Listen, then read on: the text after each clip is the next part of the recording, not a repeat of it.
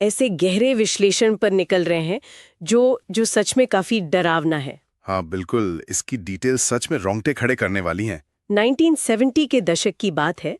एक आदमी ने अचानक अपना सब कुछ, मतलब अपनी पत्नी, अपना परिवार, सब छोड़ दिया और मेक्सिको के सोचिमिल्को के नहरों में एक बिल्कुल सुनसान तैरते हुए द्वीप पर अकेले जाके बस गया। अकेले एक द्वीप पर, सोचिए दिमाग पर क्या असर पड़ता होगा। एग्जैक्टली और अगले 50 सालों में उसने कचरे और पानी से निकालकर लगभग 4000 से ज्यादा टूटी फूटी सड़ती हुई गुड़ियां वहां इकट्ठी की। आज हम इन्हीं स्रोतों की छानबीन करेंगे, ये समझने के लिए कि इस्ला de las मुनियोकास की सच्ची कहानी आखिर है क्या, जिसे लोग आइलैंड ऑफ द डॉल्स भी कहते हैं। हाँ वही। मैं तो बस ये सोच रही थी कि क्या ये समाज से पूरी तरह कट जाना किसी डार्क साइकोलॉजिकल थ्रिलर जैसा नहीं लगता? मतलब क्या सच में कोई रूहानी ताकत थी या फिर बस अकेलेपन से पैदा हुई एक गहराई तक फैली मानसिक बीमारी? यही तो सबसे बड़ा मुद्दा है इस विश्लेषण का। देखिए, जब इंसान का दिमाग समाज से पूरी तरह आइसोलेट हो जाता है तो वो उस खामोशी को भरने के लिए खुद ही कहानियां बुनने लगता है। डॉन जूलियन सांताना बरहेरा के साथ शुरुआत एक बेहद दर्दनाक घटना से हुई थी। वही डूबती हुई बच्ची वाली कहानी, राइट? हाँ, स्ट्रोटम के अनुसार उन्हें द्वीप के किनारे एक बच्ची मिली थी जो डूब रही थी और वो उसे बचा नहीं पाए। पर हैरानत की बात यह थी कि अगले ही दिन ठीक उसी जगह पानी में तैरती हुई एक गुड़िया मिली, एक सनफ्लावर हैट के साथ। वेट अ सेकेंड, पर क्या वो बच्ची सच में वहां थी? क्यों, आपको ऐसा क्यों लगता है? क्योंकि देखा जाए तो स्रोत इस बात पर टकराते हैं आपस में। जूलियन के परिवार और इतिहासकारों को उस बच्ची का कभी कोई ठोस सबूत मिला ही नहीं। ये सच है कि सबूत नहीं मिला, पर तो फिर शायद वो बच्ची थी ही नहीं ना वहां। जब दिमाग गहरे अकेलेपन और किसी अनजाने अपराध बोध या गिल्ट से जूझ रहा होता है तो रियलिटी टूटने लगती है। वो बच्ची शायद उनके अंदर के डर का एक इल्यूजन थी। हो सकता है। और चाहे बच्ची सच हो या इल्यूजन, जूलियन के लिए तो वो सच बन चुकी थी और उनका ये जुनून उसके बाद पूरे 50 सालों तक बढ़ता गया। 50 साल, वाह। उन्होंने मान लिया था कि पानी में मिली वो गुड़िया उस बच्ची की आत्मा का प्रतीक है। एक्सट्रीम ट्रॉमा में इंसान खुद को शांत करने के लिए फिजिकल रिचुअल्स बनाता है। उनका रिचुअल था नहरों से टूटी हुई गुड़िया निकालकर द्वीप पर लटकाना, ताकि उस आत्मा को शांति मिले। उनकी एक फेवरेट गुड़िया भी थी, अगस्तीना। अगोस्टिनीटा। पर ये सड़ती हुई गुड़िया आगे चलकर पूरी दुनिया के ध्यान का केंद्र बन गई।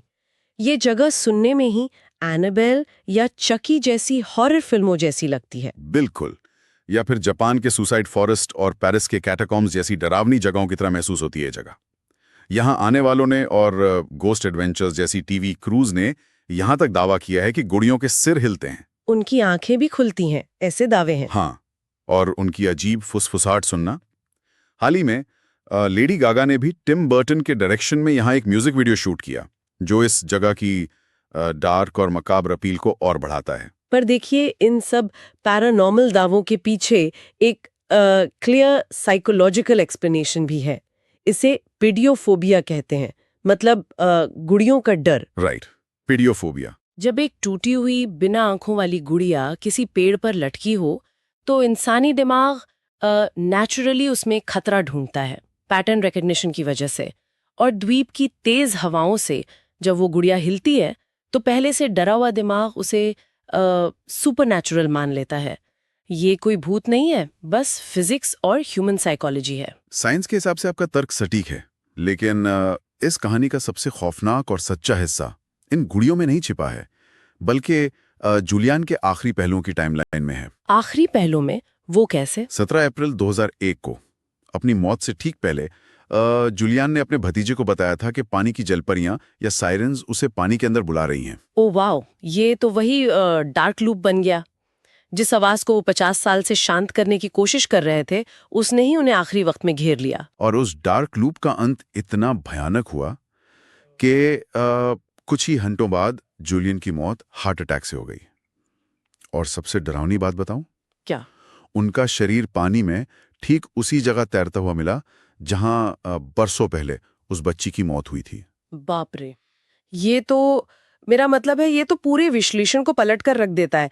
स्रोत की सारी डिटेल एक अजीब सा सवाल छोड़ जाती है हमारे लिए। हाँ, एक ऐसा सवाल जिसका जवाब शायद किसी के पास नहीं है। क्या डॉन जूलियन 50 सालों तक उस बच्ची की आत्मा की रक्षा कर रहे थे, या फिर उन सभी सालों में वो खुद उस आत्मा के कब्जे में थे जिसने अंत में उन्हें पूरी तरह निगल लिया? ये सोचकर ही काम जाता है इंसान। और इस डार्क ट्रेजेडी की सबसे बड़ी आयरनी तो ये है कि जिस इंसान ने दुनिया की भीड़ से बचने के लिए एक्सट्रीम आइसोलेशन चुना था, उसके मानसिक स्थिति ने एक ऐसा खौफनाक म्यूजियम बना दिया जो आज हजारों टूरिस्ट्स को उसके द्वीप पर खींच लाता है।